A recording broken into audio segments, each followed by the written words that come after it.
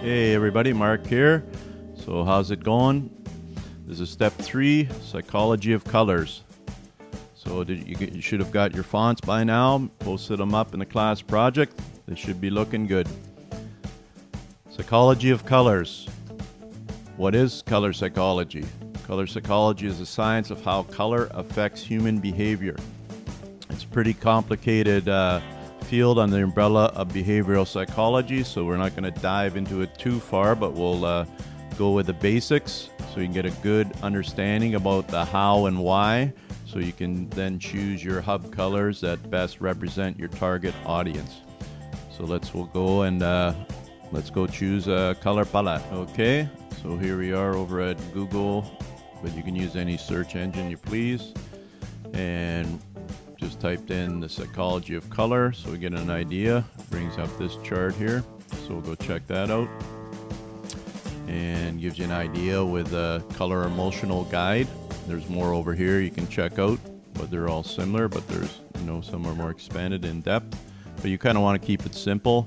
What represents your brand, what you want to portray to people about your site, your brand, or whatever you're selling. And example, here's yellow, so we got UPS, Subway, Shell, Best Buy, McDonald's. It gives you clarity, warmth, optimism, and friendly, cheerful. Oranges for that, so you got Amazon, Nickelodeon, blah blah blah, and then excitement is red. You can use that. Youthful, bold, like Coca-Cola, Rolling Stones. Creative, purple, and you can check out that. And you got trust, dependable, strength. So look at a lot of tech places use that, or Facebook has that color. And peaceful, growth, health, John Deere, and a couple other places like Animal Planet. And then gray could be neutral, calm, balance. So Apple uses gray, and you get the idea with that. And you can search around again. You can check out a few more, like marketing with branding, and it gives you a better idea with that if you're kind of just get an overall feel for what you want to again portray, and what your brand, how you want to represent your brand, what you're saying. And so here's what do colors say about your business over here on my site, ourbestidea.com. Just posted some information on that. And similar again, just add a little more, right? So you got browns, reliable, supportive, dependable, neutral. Black is bold, luxurious.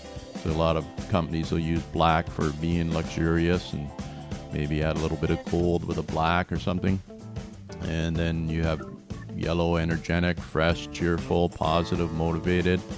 Green, wealthy, healthy, ethical, prestigious.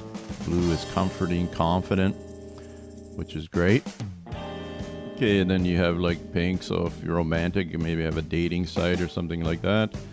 And the other idea, if we go over here, Kiss Metrics blog, and you can either search also psychology of color for marketing.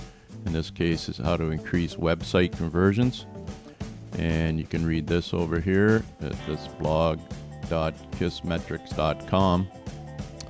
And if you want to lead a little more into the psychology, using color the right way. But if we go down here, another really good tip is depends on, as we talked earlier about, is your demographics with women or men or both. And right here, they say women don't like gray, orange, and brown. They like blue, purple, and green. And the same with men. You want to have colors men like the most is blue, green, and black.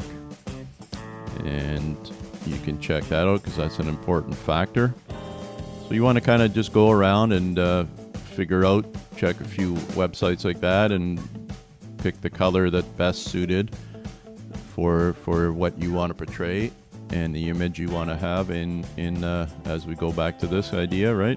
What you want to portray in your site.